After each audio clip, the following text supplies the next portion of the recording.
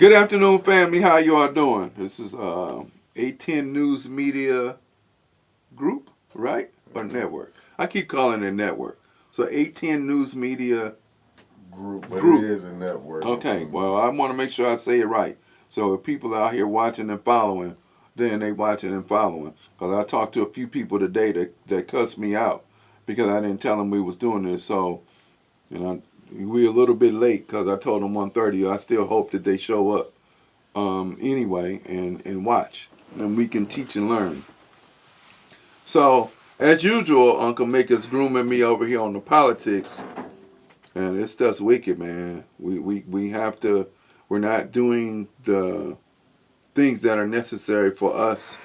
We're doing things that are not going to be in our best interest, right? So I was talking to one of my brothers yesterday, and due to these cuts from the government in higher education, you know, he's got to do some other things to help his daughter be able to pay for tuition or housing or whatever where she's going to school at. But that goes back to what we were saying before. You know, what we've been talking about is we got people that are talking about boycotting, but what are we doing with the money we're saving? If you force a company to lose $15 billion in a week or 2 weeks or whatever time that you have them to lose their money, then or lose revenue, then what are we doing with what we kept? You know, there are few companies that are out that are, you know, that are doing um, toiletries and things like that, which is great. Toothbrushes, toiletries, toilet paper, you know, healthcare products, and that's great. But I don't know how much they're doing in bulk. But it's wonderful that we're doing it. But we have to be more and more and more self-sufficient about who we're dealing with, number one, and dealing with each other in truth. Good afternoon, little mama. We're glad you're here. We appreciate you. Thank you for showing up. We still have to continue to focus on how we are supposed to be able to help each other. You the leaders that we're supposed to have that are in front of us, they can no longer and should no longer be able to ask for crumbs and then give us parts of crumbs for the crumbs that they get. We were talking earlier that there was a man back in the Reconstruction era who was a black congressman or state senator or whatever in Mississippi, and he was the one who wrote the literacy codes to keep black people from voting back in the late 1800s, 1900s. And he wrote the literacy code. Now I have to either research who that is or talk to one of my brothers down in Detroit because he'll know. He's a walking encyclopedia much better than I am. And so he wrote these codes. Good afternoon, Miss Deborah. We appreciate you being here. Thank you very much, and you're a beautiful person as well for joining us. Thank you. So he wrote these codes that they adopted in the South to keep black people from voting because they had to take a literacy test and they knew they were illiterate. So knowing the group of people that you're working against that look like you. So this man is praised still in the annals of Southern Dixie Democrats voting about being the one that set all of this other stuff up that they use to this day to keep people from voting. But again, how much does voting matter? Especially if you got another power, another agenda behind it that'll do no matter what, it's going to do what it wants to do because it's about making money as well. Yeah. Right? Yeah. So that goes back to our education. Right? Again, if we're educating ourselves and learning for ourselves who we are, where we come from, and what should we be about, that forces us to change how we work with each other. Because everybody going to be on our side? No. Do we want everybody to be on our side? People have different agendas. My agenda and his agenda may be the same, but somebody else that come here, they're not going to have the same agenda. He is a reporter. That's his job. I'm a teacher. That's my job. I'm an educator. That's my job. I'm a researcher. It's my job. He's a researcher as well. It's his job. Somebody else might come in here and be completely on a whole nother agenda. So my job is to inform and educate and raise up, and his job is to inform and educate, raise up. They may come in here and say, like, I want a piece of the pie, but it's about me. See, I'm gonna say this again. Real servants, and I said it before, and I even made a post on social media. Real servants are selfless people that serve people. They don't serve themselves.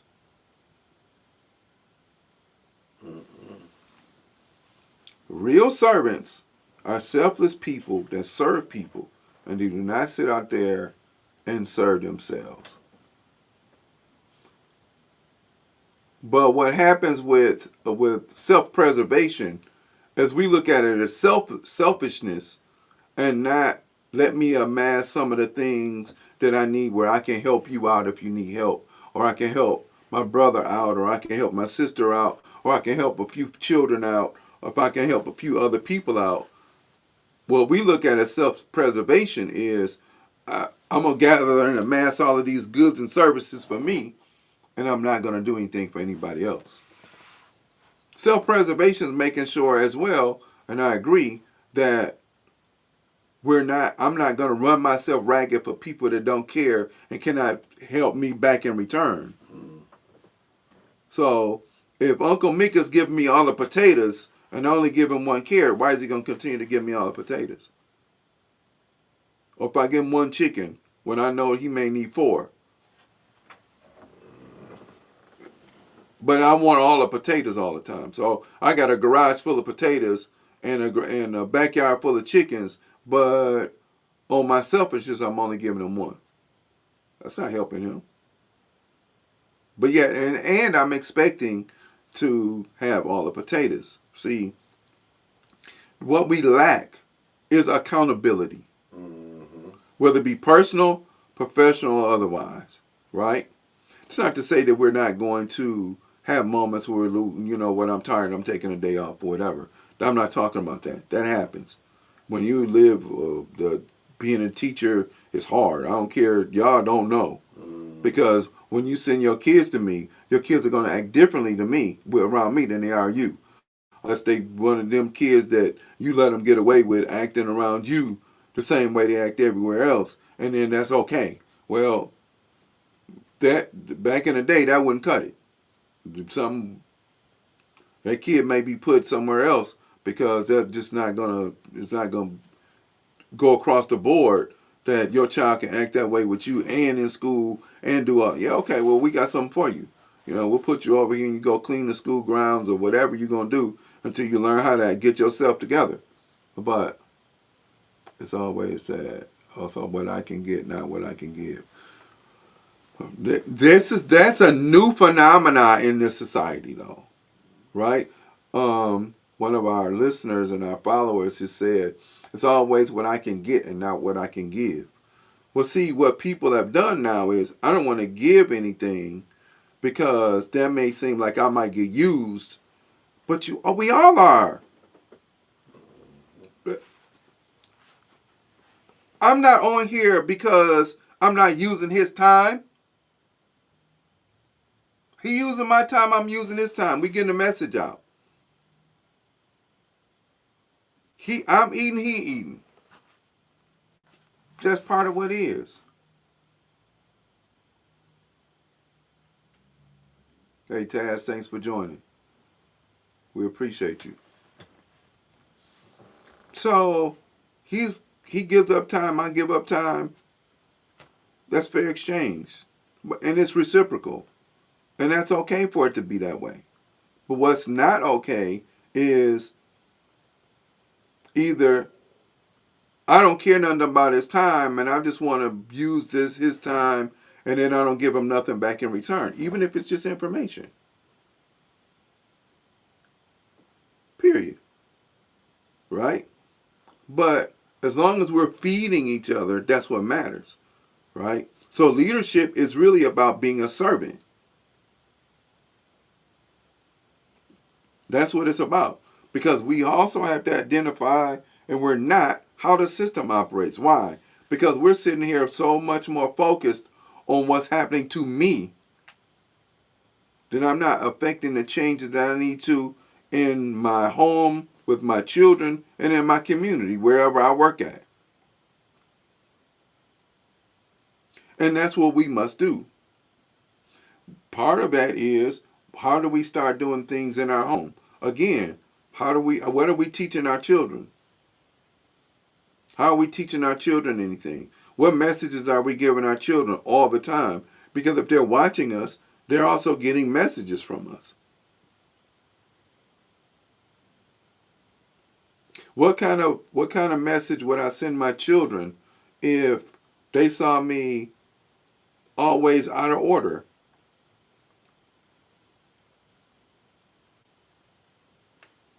Then that means to them, okay, well, I can out of order too. I feel you. You know, I can be out of order too. Then when I'm out of order, then it's okay. At what point in time too do we start to make sure that when we have our children and we bring them into the world and they're gifts from God, that we treat them, that we teach them that they're better than what they really are and they never earn anything.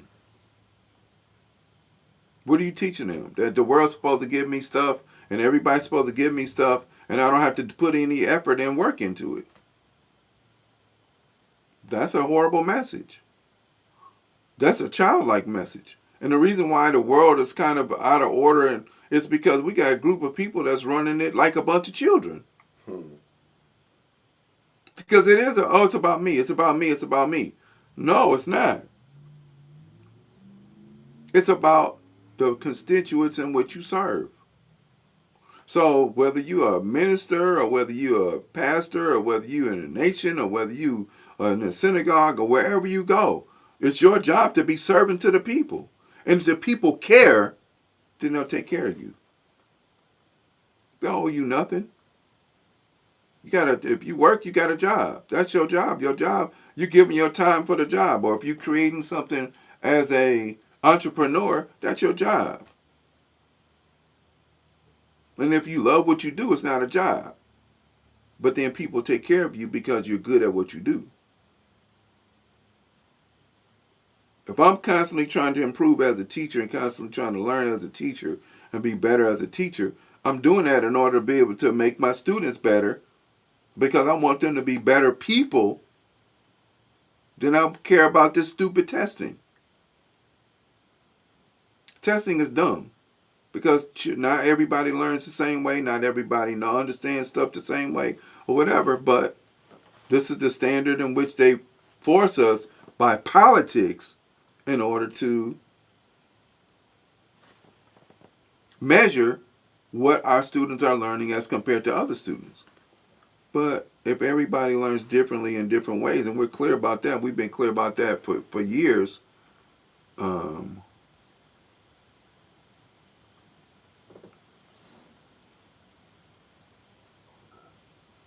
You're right.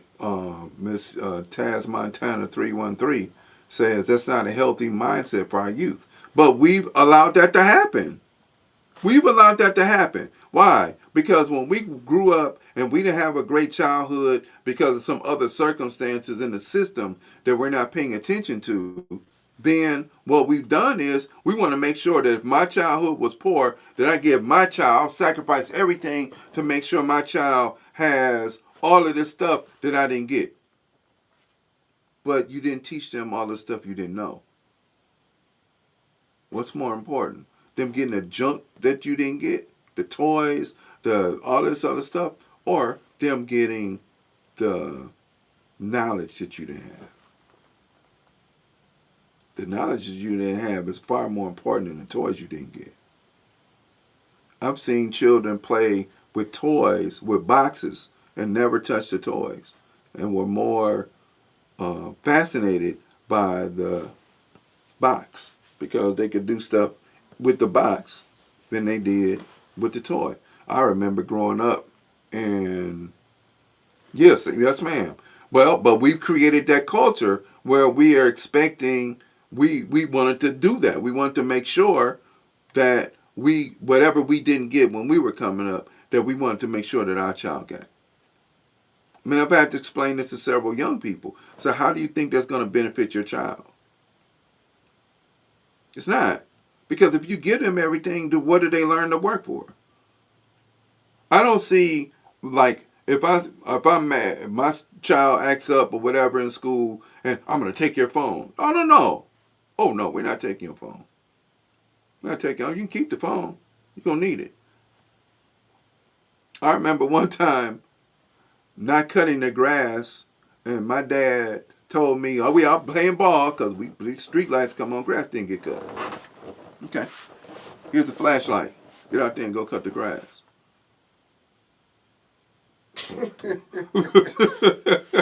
With a flashlight. I said, "I'm gonna cut how am I cut?" Well, figure it out.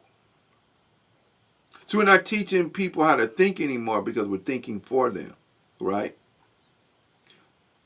And in the morning when he got up to go to work and he saw that the lines weren't straight, he told my mother to wake me up again and to recut the grass but make sure my lines were straight in the grass. So I had to recut the yard the next day because I didn't take care of business the day before. When I had everything straight, I took care of it. I was forced to take care of it later on. I got the lesson then, though. I got the lesson. The lesson was, I got you, man. Y'all, we going to play ball. Let me knock this grass out. And if y'all come over and help me, we can get done quicker. But if you're not, I got to deal with him. You ain't got to deal with him. Didn't make that mistake again. Now, did we make some other ones? Yeah, of course. That's part of being a kid who thinks they smart. But if we think that we're constantly working towards giving our children everything that they want, and they don't show that they're working towards it, okay, what's their job? If you got a student in school, a child in school, a young person in school, and they're anywhere from kindergarten to 12th grade, their number one job is to make sure that they go and be learned.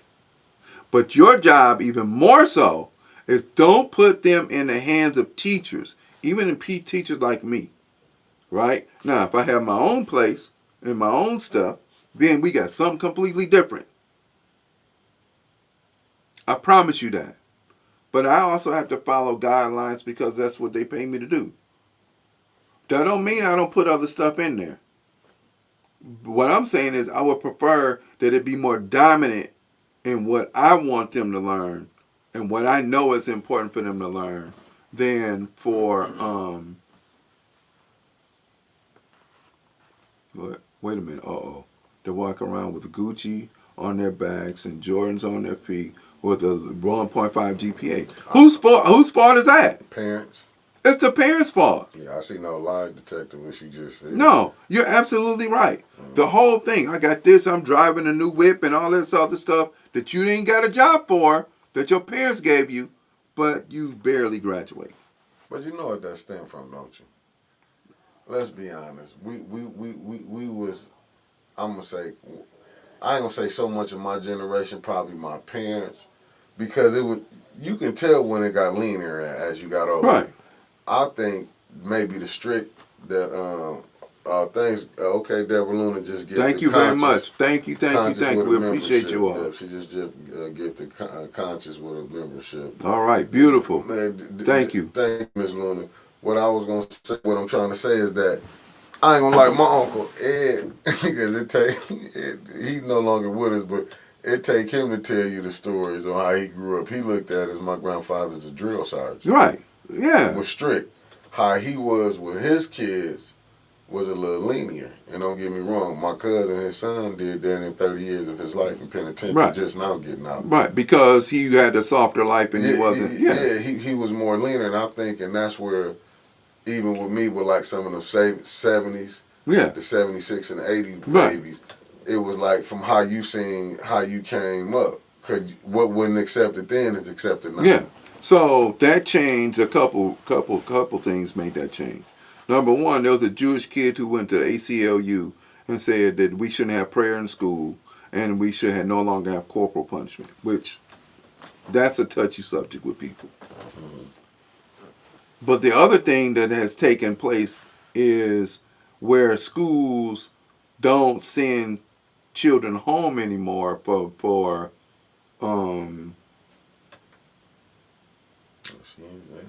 okay, yeah, I see. They don't send students home anymore, and it's called progressive something or other. It's stupid to me. Mm-hmm. Where, like, I'm gonna kick you out, mm-hmm. but if you don't have ISS in school suspension, mm-hmm. but I'm gonna tell you and fuss at you, tell you don't do that no more, but I'm sending you right back, mm-hmm. which does what? What do students think? Well, nothing's gonna happen. Right. Right. Right. But back in my day, because I'm a little bit older than you are, mm-hmm. they called my mom, it was one thing, but they called my dad. Whole nother is like going to war. The battleship was coming. Yeah. No talking. Man, there was no talking. I walked home from school one time because I was afraid to get home because I knew I'm trying to find a place to be homeless. Like, because I knew the battleship was coming. Yeah. And it was full because they called him at work and they called him by his first name. What? I was like, so once that changed and you put the power of choice in the child's hand, what does the child want to do? I want to make sure that nothing happens. Right. So you abuse me, I can call 911. Right.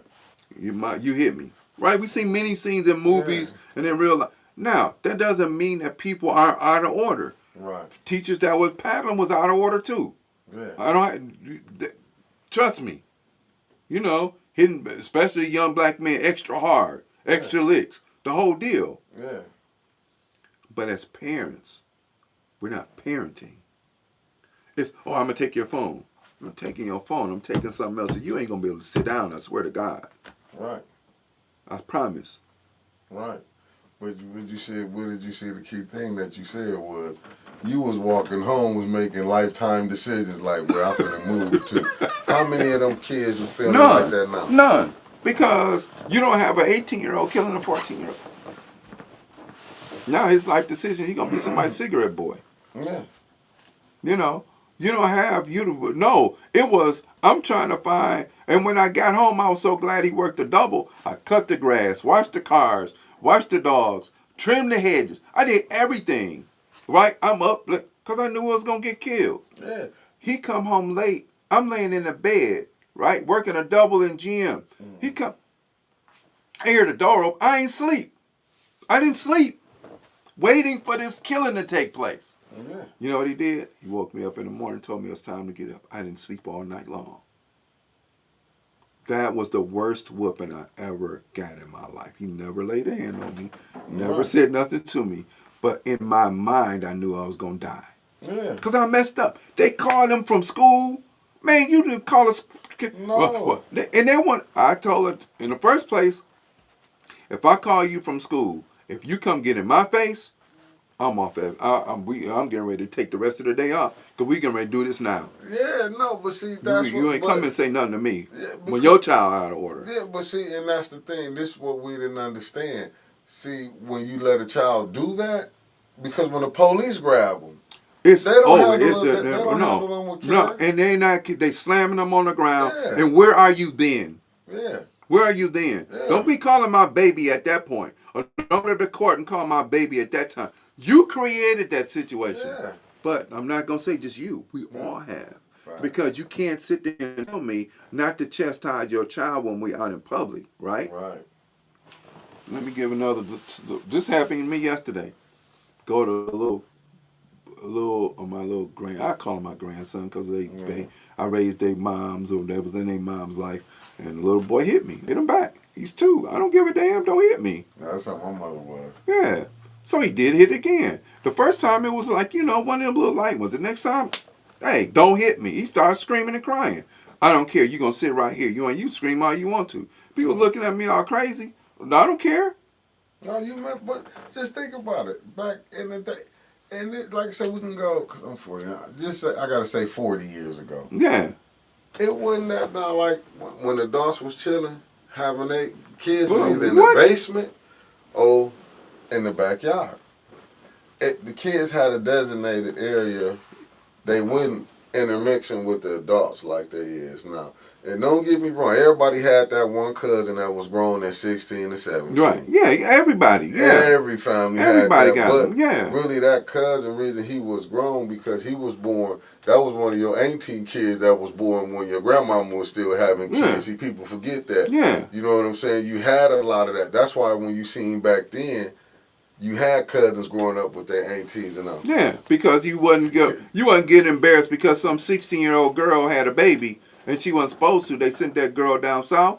Grandma and them raised them, and then that was their cousin until you recognized, till they told you later on that was your son. But you was grown, finished with your education. Yeah, we got a bunch of stuff that folks been saying. Finished with your education, you was grown, and now this your child. But we didn't know. Yeah. Nobody knew because you got sent down south to be with grandma and them because you had a real grandma and them. Yeah, man, I remember my Uncle Ed told me that. He was like, man, when a girl got pregnant at 14 back in the day, he was like, what you just said, that story that you just said, you got sent down south.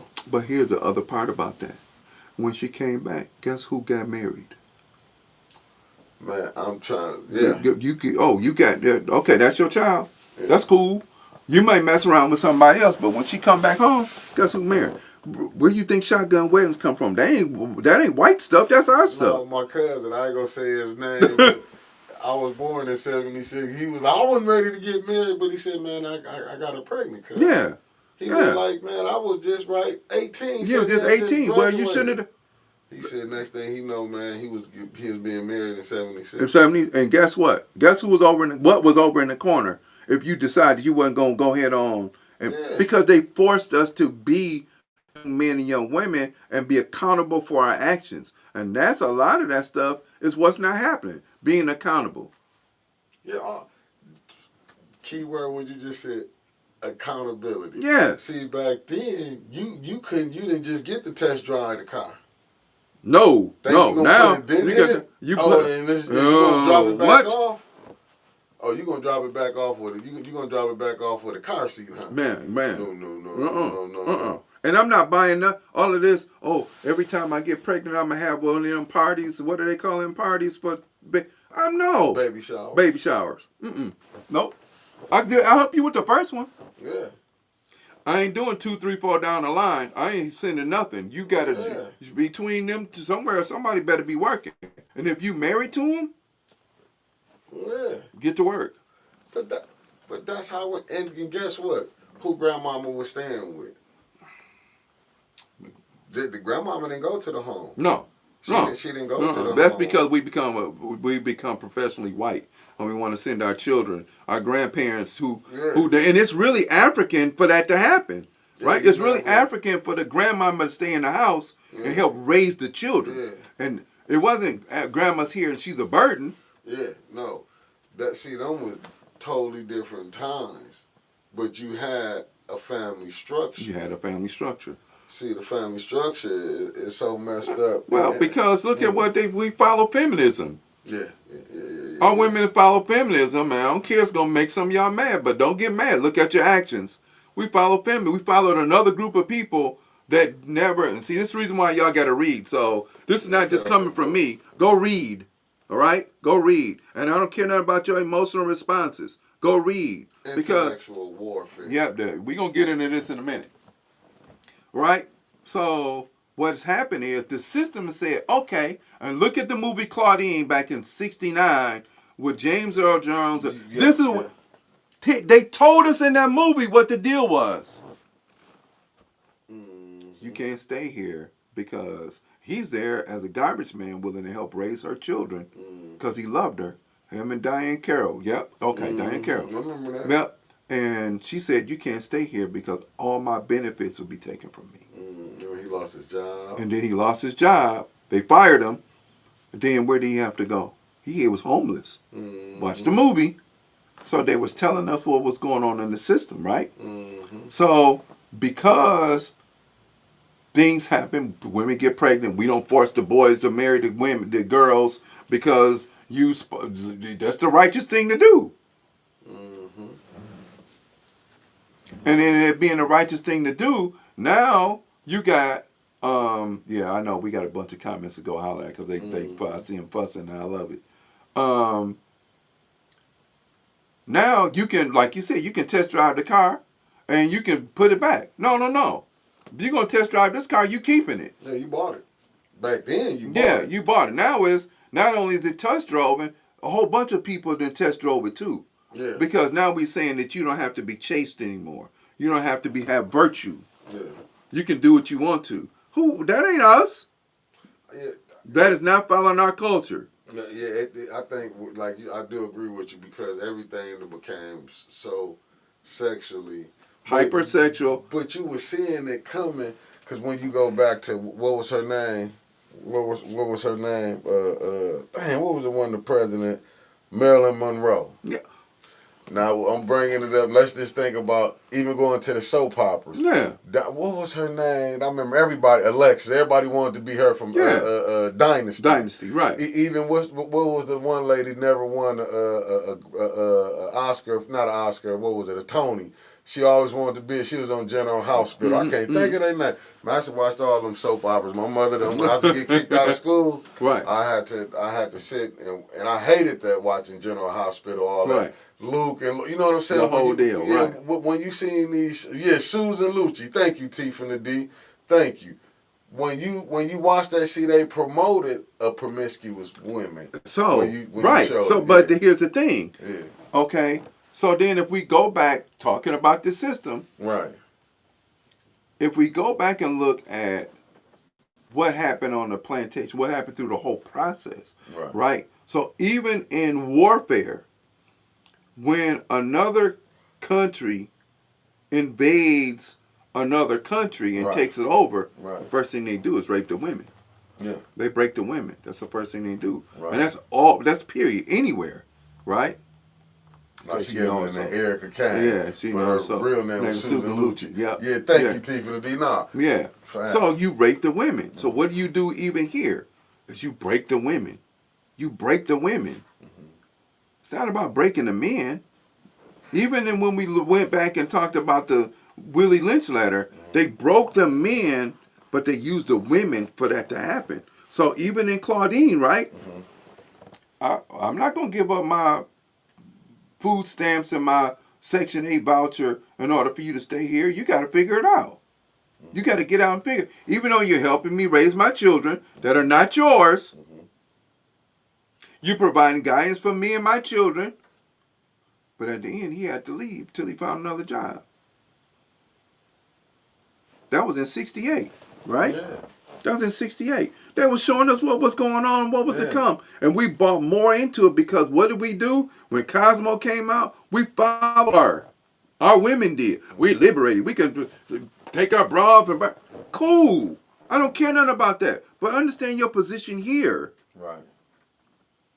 Because it's your position as the foundation of our culture and the foundation of our society, because we don't have a culture anymore, foundation of our society. You're the one that's your job is the most important job in the world. Yes, you have children, but you also are the first teacher. And if you don't know anything, then what do you think your children gonna know? And that's the thing. That's the thing. Yeah, that's the thing. You're right on that. Okay. So we have to go back to being learned again so that we can raise a different group of young people that we want to be better and not be so selfish and take accountability and change their actions so that things don't happen to them. And then we want to run and cry, why did the police do this? And why did this do that? And why did... if black people don't matter to other people, they should only matter to us. We should only matter to ourselves first. That means it should be okay. I tell people all the time, if you see my children out and they out of line, check them. Don't tell me. And this and I'm glad because I just had to look at the comment.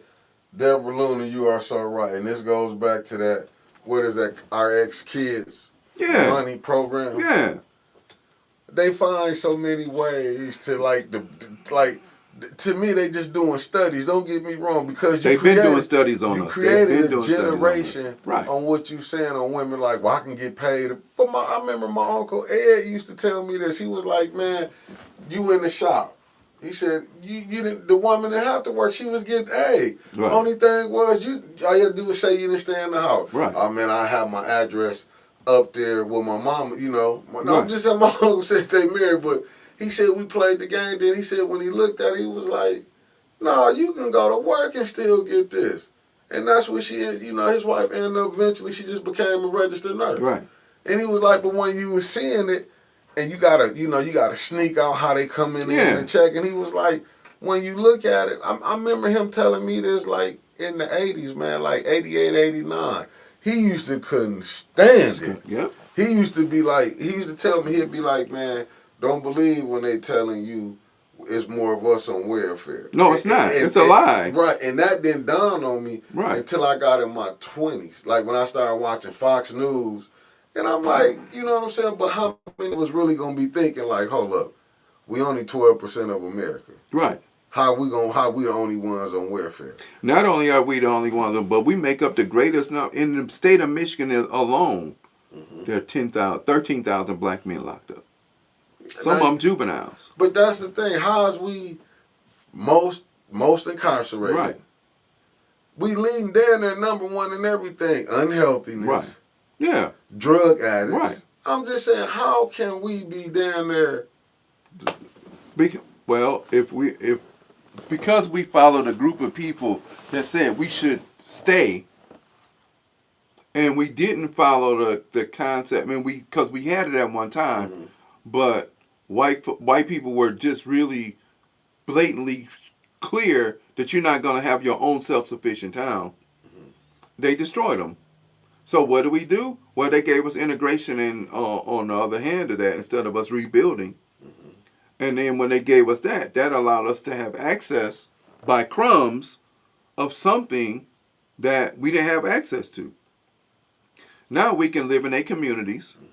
We can marry their women, which sometimes that happened anyway. Yeah. And men can marry, women can marry their men. But what did they teach? What did they give you back in return?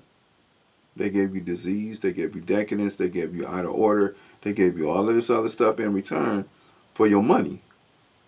There's no way, what did we say before? Even in the end of the letter, that says 195% of the money they get. So when they taking these fabulous vacations and all this other stuff, they get 100% of their money and 95% of ours.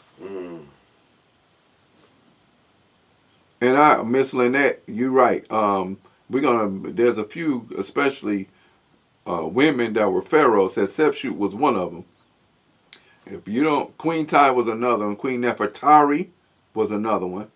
But Hatshepsut was one of the most powerful ones, who to this day, they found well over 2,000 obelisks that she had built in her honor, even though she had a very short reign, and she was one of the most powerful pharaohs in Kemet. So yeah, you're right. But what are we doing? The information is important. Tell it to your children. Tell the people around you, right? What did we say before? That if you have people around you that are not studying the way you want to study, why are they around?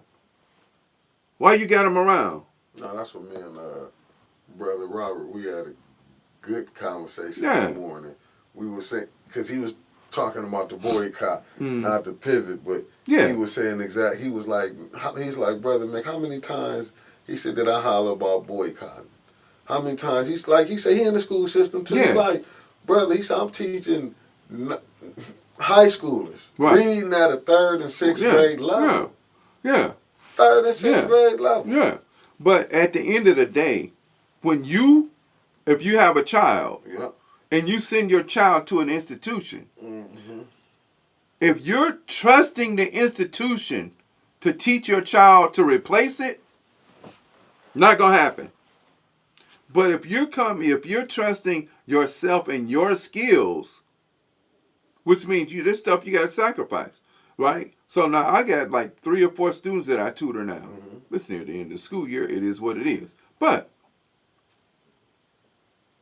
because it's outside the system, I can do some different things with them. Mm-hmm. But really, only they concerned about is making sure that I know these lessons, so I don't really kind of sort of need you. Mm-hmm. Yeah. But at the end, but if they spend 8 hours in school and 16 hours with you, and out of that 16 hours, they don't really spend a whole lot of time with you. Mm-hmm. It's your job to make sure that your children are up on it.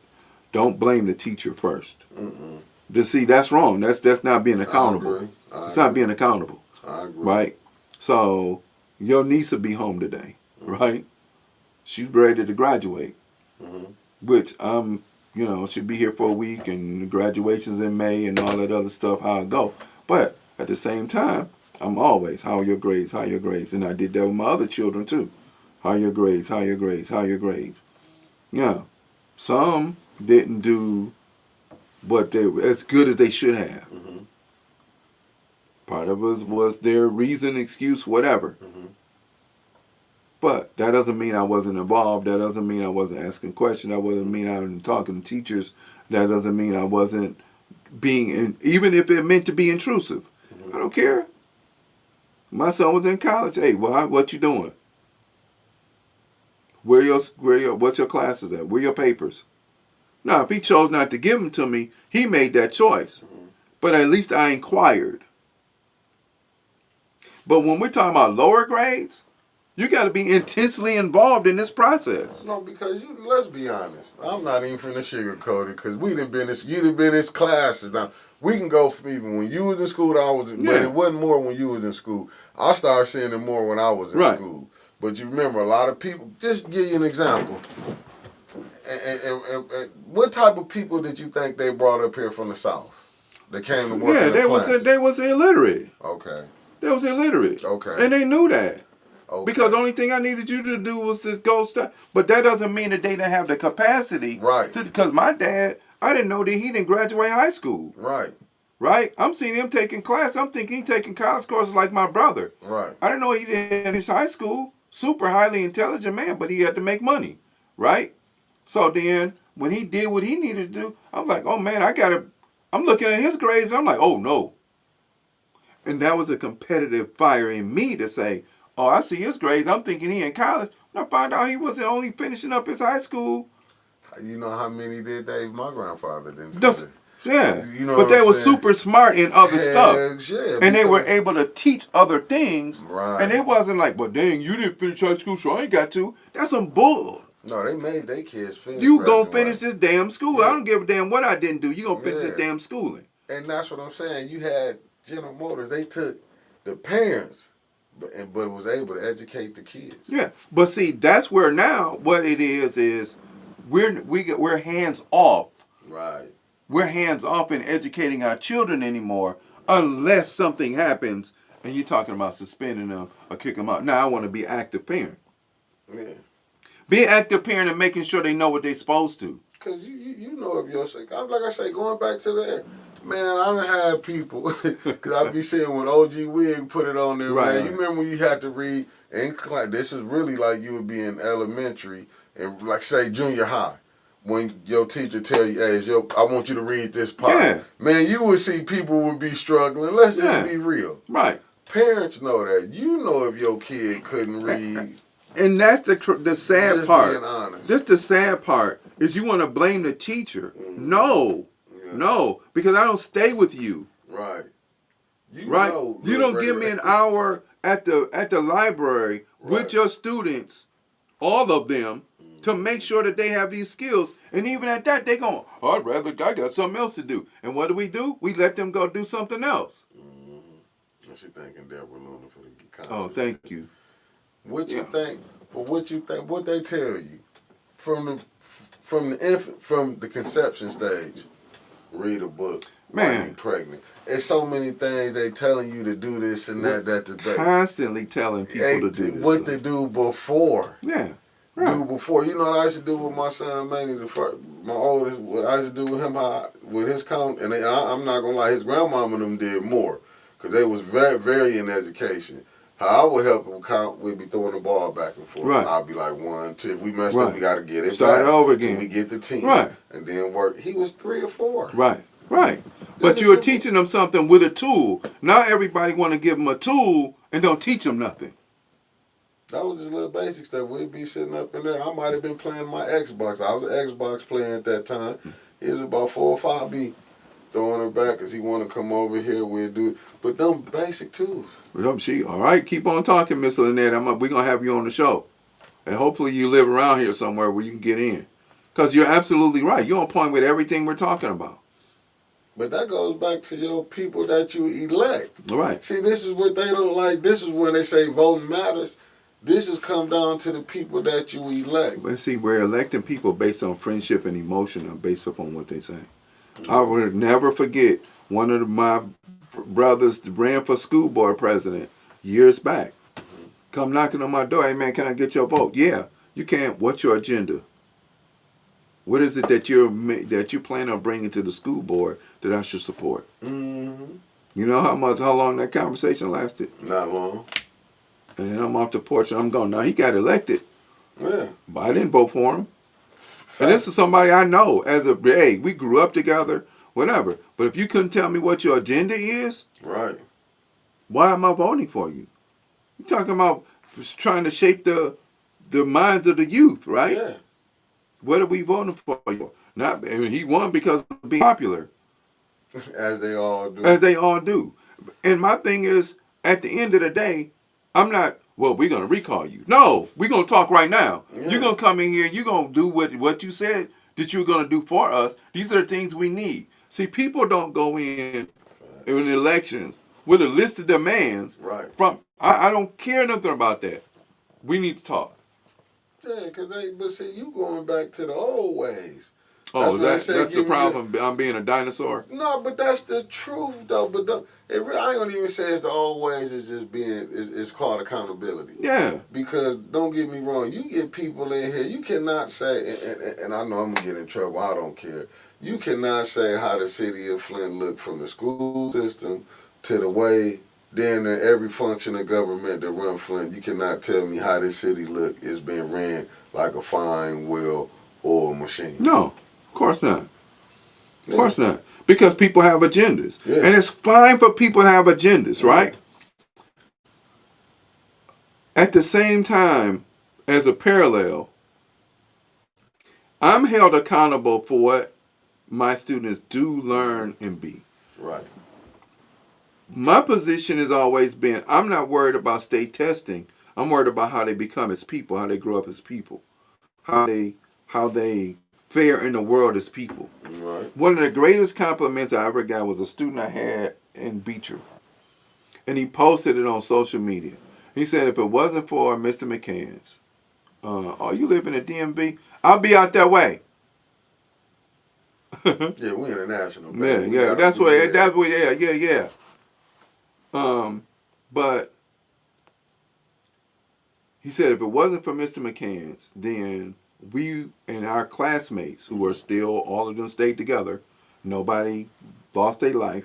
They've had, from what I remember when I see them, is they made children, married, whatever, businesses, things like that. If it wasn't for him and what he put in us, I wouldn't be the successful man I am today. Man, that's getting your flowers while you alive. Yeah, and that's the compliments that we want to hear, not the stuff right now where I can't read because I can't read. No, you make them read. You force them to read. Hey, what do you read? That no, if you ain't doing nothing in school, I got something for you to do. And it doesn't require that you take their whole night up. Because most of the time, I got track, I got basketball, I got band, I got all this other stuff I'm doing. I got these okay. So in that schedule, sometime before you go to bed, And it can't be 10:30, 11 o'clock, 12:30 before they go to bed. Sometime in there, we're going to sit down and read. We're going to sit down and go through a math lesson. If you ain't got it, I got it for you.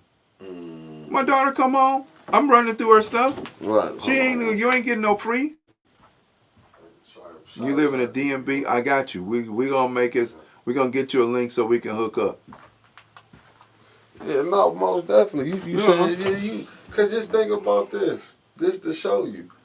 And my cousin, she a teacher. When I was telling like she pointed this out to me. She's like, "Cuz, how you think people who couldn't read, but when they go to jail, they know how to read? You know why? You know why? Because they got to sit their behinds down. And that's what she told me. They got to. Now you are forced to sit down. But why aren't we forcing them to sit down when they little? So you mean to tell me it's okay to let them run wild, get locked up, all of this other stuff, then they go to jail? And when we have the opportunity before that even happens, when they're young, to stop that, and then we complain about a system. But yet we're willing to give it to the system. We're willing to give our children to the system, whether it be jail, whether it be put them in a hole in the ground or whatever. But we're not willing to take the time when they're young to form them. Just Don't even the Bible say form the rod or what? Not spare the rod, spoil the child. But you grow the tree as you want it to grow, or something like. There's some proverb in there about how you raise your children. Yeah.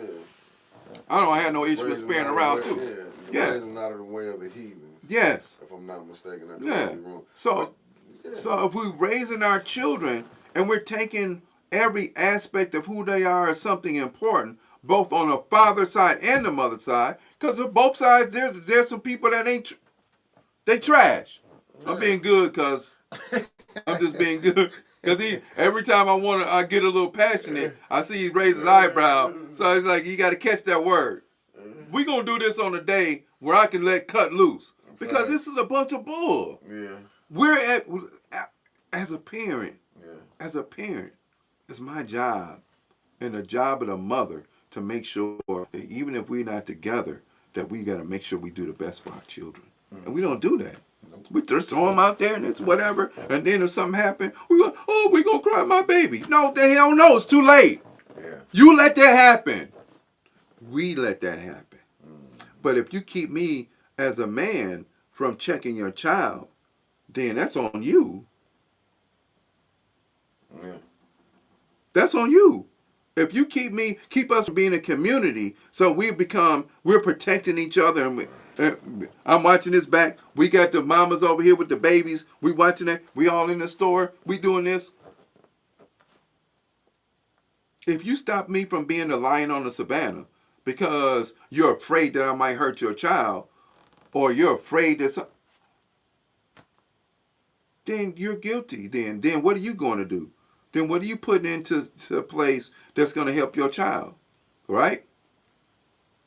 What are you putting in a place that's going to help your child? Since you want to be the lone lioness with the little cubs, or the lone lion with the cub. No, we can't. We're operating wrong. And that's what they want. That's what makes it easy for us to be targeted. There's a question for you. Okay. But from Deborah Linda, she said, what year was No Child Left Behind? 81. No. It was the first Bush. So that was in 88. 88. Because Reagan was out. He did 2 terms. Yeah. So that was the first Bush. 88. Yeah, so that was the first Bush. He came in 91, 92. 92. Yeah. So that was the first Bush. And that was the dumbest thing we could have ever done. Yeah. It wasn't about a child left behind. It's about learning that this kid is going to learn a little different than this one, and this kid's going to be slower, so give him more time. Don't put him in my class, and we rolling, and then I got a disruption because this child's over here being a disruption because he can't keep up. Right. It's just going to take him because he might get it. He's going to get it, but he's going to take him a little time. I've seen some kids who were struggling in elementary, but high school killed it because they just needed some extra time. Yes, sir. And it's not that they special this or special that or special the other. No, we need to stop that stupid label too. Yeah. But if you're doing stuff while you're pregnant that you shouldn't do then you're going to get a special child. No, I'm just going to say that. They need to And tell some of it yeah. is natural. Yeah. But the other stuff is what we doing. We drinking, smoking, all that other stuff. When you're pregnant, then you're going to create a child that has some issues. Don't put it on me. Yeah. And don't put extra burden on me as a teacher. I'm going to need your help. And we got to go back to this water incident, too. All of it. That crisis, like, Yeah. this whole thing, what is a generation, this thing, we going into what, next month, it'll be 11 years? So, Yeah. You know what I'm saying? 11 years, water crisis, bad water, and you mean to tell me this so-called government, you didn't put nothing up, set up for these kids, and you wonder why we can have these problems around here? Right. Hell, some of the parents ain't all the way right. Right. Well, okay, let me answer this real quick.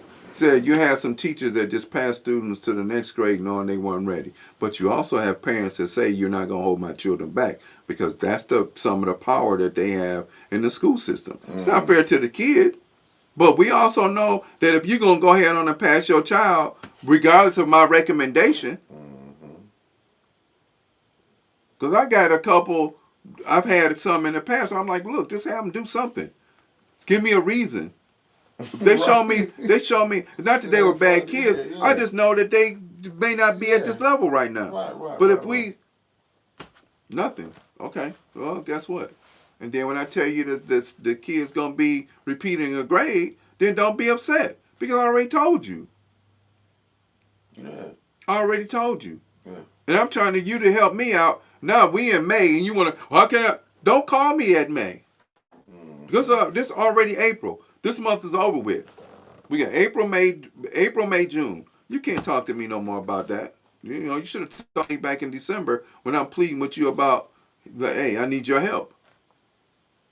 And if I'm pleading with you about not needing your help with your child who ain't doing nothing, don't say nothing to me. Don't say nothing to me. No, I see it even with the athletes. Man, listen, I don't went to school with all of them. I'm not saying all, right? But I know the ones who, like I said, I was in there and like, Lord, my God, it's going to take you down there 15 minutes to read this sentence. Yeah, because they weren't. It was be focused on. I got one right now. Everybody, oh, he a hooper. That's fine. But if he can't, what are you leading him to? If he's not doing his schoolwork, what are you leading him to? Instead of his coaches being like, hey, how you doing in school? Let me come talk to me, because I coach too. Come talk to me. Hey, I need your help in making sure, since you got him and y'all going on road trips for AU, whatever, I need you to make sure he does and stay on his schoolwork. Right. That's what I'm telling, and I see it. That's why I always go back. Look at Dexter Manley. 3rd grade, and they let him go. And then when they found out all of this time that he only had a 3rd grade education because he was a football. But look at all the teachers he had. How many teachers did he have? The whole system failed. Yeah. No. Mm-mm. At what point in time do you take time with him unless your parents don't know? And some parents don't. But you know well enough in order to read social media. No, reason I say that, when I mean by the system, I'm saying the school system on this. They knew that boy couldn't read, but he can hoop. That's like a lot of these, like they let a lot of our kids go. Yeah. Because I'm going to tell you, I was a 2.5er.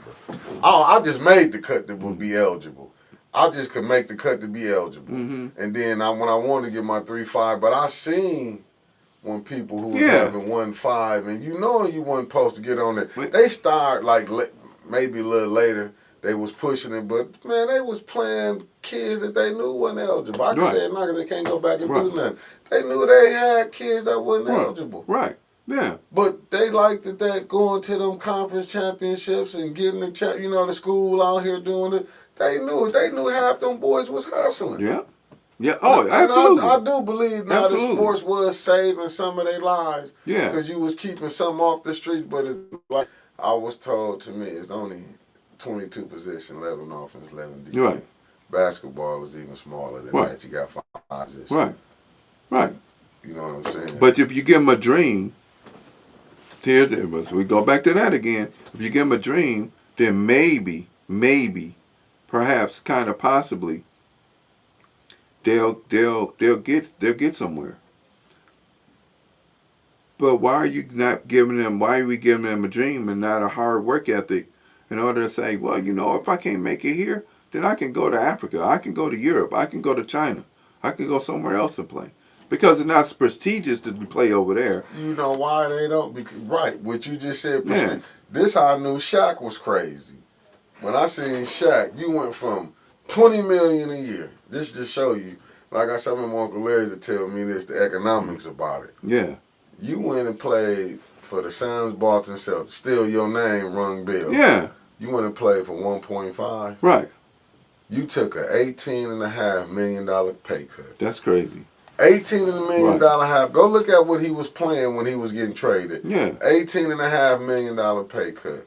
But China wants you to come over there so you can get some bank. But like you switch you, it ain't the NBA. But the other part about that is when this is the thing that I get about, and even I'll say this about me. I know when it's time for me to quit, when I don't want to do it no more, when I don't have no more passion for it. Right. I'll be okay. I'm gonna hang it up. I'm done. When I can't be effective anymore, then I know. Why would you continue to play that type of sports that's supposed to be at that level that you're not able to compete at the level that you did before?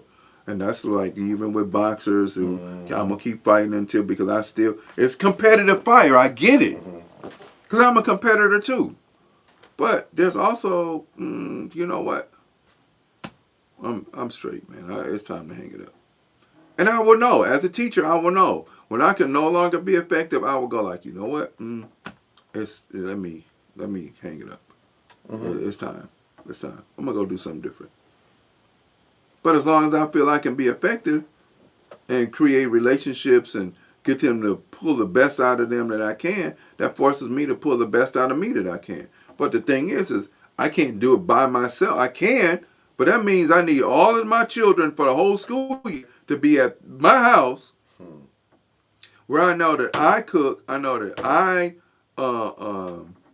this is our cutoff time, but this is at this time of night, we're all gonna sit here and do these lessons together, and those of us that can't, then y'all gonna help them so they can get it. So then when we get up and get on my bus in the morning and go to school and I drop us off, y'all walk into my classroom, do y'all already know what the lesson is, you know it's expected, and then go from there. Facts.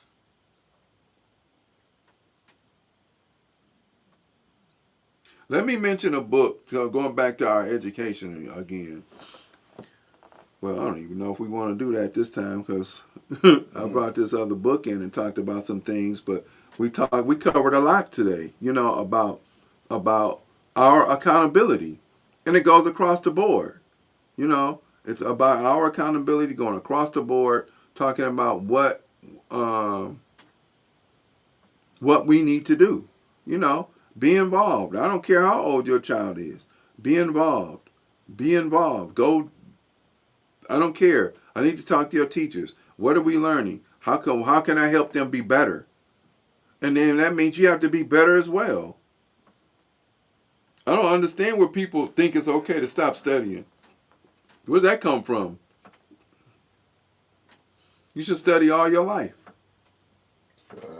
You shouldn't be, okay, you know what? I'm 61, 62, 70, I get to retire. No, that means I get to study more.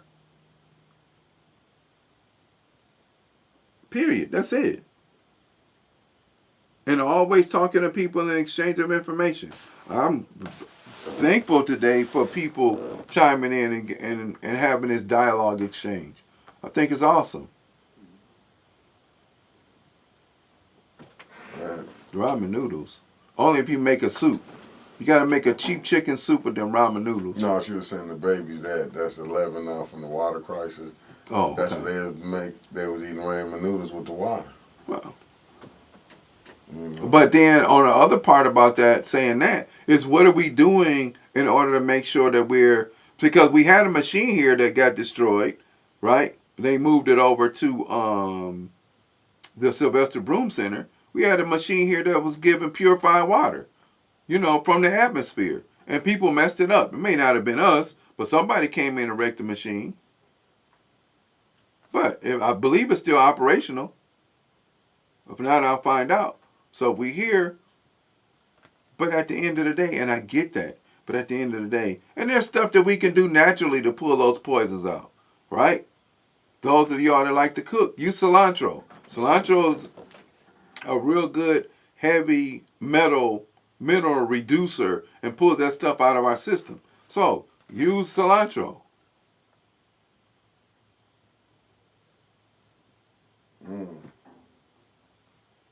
But at the end of the day, if we have children, you still have to be involved in their life. And I understand the trust issues that we have, and those are not ours, those are given to us. We have trust issues with people who, we don't know whether you can trust you with our children or whatever. Then hang around them people. I don't have no problem with somebody. I don't know you but that well, Mr. McCants, I don't trust you. Come and hang out and see how I operate. And then you're going to learn some stuff, but you also have to be able to build a library that you can give that information to your children to as well. And not just, I'm just going to just let them figure it out. Because when we let them figure it out, then we have a 13,000 person population in prison. And like you said, where do they learn how to read at? They learn how to read and become disciplined in prison because they don't have nothing else to do. But at the same time, okay. So you got to give a recipe then, Miss Luna, since you over there talking about. Yeah, but we need a recipe, so you got to send us a recipe. But take the time to study stuff. Take the time to learn what they're learning. Take the time not only to learn what they're learning, but to advance them. The heck with putting them in front of a computer or a phone all day long where they're mesmerized. And I just run across this other information today that this was as we're getting stuck, and I know I'm sounding like I'm stuttering, sorry. As we're getting stuck in front of computers, as we're getting stuck in front of phones and tablets and everything like that, they created a system to do the same thing that they did using drugs when they came out with LSD and all that other stuff. But they're using these electronic devices. So those have to be limited in time because the other part about that is your child got ADD. No, your child has been looking at electrical impulses all the time, and so therefore their brain is wired differently, and they've done it on purpose by design. I saw that this morning. Like, wow, you really sit up here and you started to make young people have their faces stuck on computers and tablets and everything else, and you've done it by design to create a level of not thinking, but the way that the mind moves, so it doesn't move in a natural way anymore, and it moves in an unnatural way, and then you want to turn around and give them a diagnosis of having some sort of disability, so you can make money off of it. So just like they did LSD experiments back in the day, my husband just chops it up and makes it into the raw meat. Okay. Hockey burgers. All right, okay. Thank you very much for that, man. We appreciate it. But, we got to do stuff in order to change the diet, change what they eat. I told this third grader, come into school with a pop. No, bro, you're not drinking that. Now, his mom may say something, but why are you sending him to school with a pop? And then when he got hyped up and bouncing off the wall, they already have poor breakfasts and lunches, so you giving them extra stuff in order to hype him up? I didn't see him bring another one in. That don't say he wouldn't. He might bring it and put it in his book bag instead of walking around with it in his hand. But at least for one day he understood. No, I agree with you. We have to do the things that are necessary and important to protect our children, protect ourselves, and protect each other. And we're not doing that. No, it's like your cousin said, the teacher, it's your cousin, they come out of prison learning how to read. Yeah. So why do we have to send them to prison not knowing how to read in the first place? That was the point she was making. She was just like, it's by design. It's by design, right? And it starts with schools. Schools are a part of the problem. And as a teacher, we're trying to correct that as much as we possibly can, you know. But we have to work at this thing all together. One of my teachers' name is Dr. Chancellor Williams, wrote a book called Destruction of Black Civilization. He says that we are on the slave ship, all hands on deck. That's everybody. That's everybody. Everybody. We walk around here thinking that because we don't do this or we don't live here or we can move away that we still don't have those problems. But if you're not involved in your child, or you clapping for his ass, what? I'm not sitting around there clapping for him or her and the point that they score playing basketball or football. I want to clap for that A too. We jumping up and down, hooping, hollering, screaming, and shouting about what goes on in a basketball court, but we're super quiet when it commencements. Cold-blooded.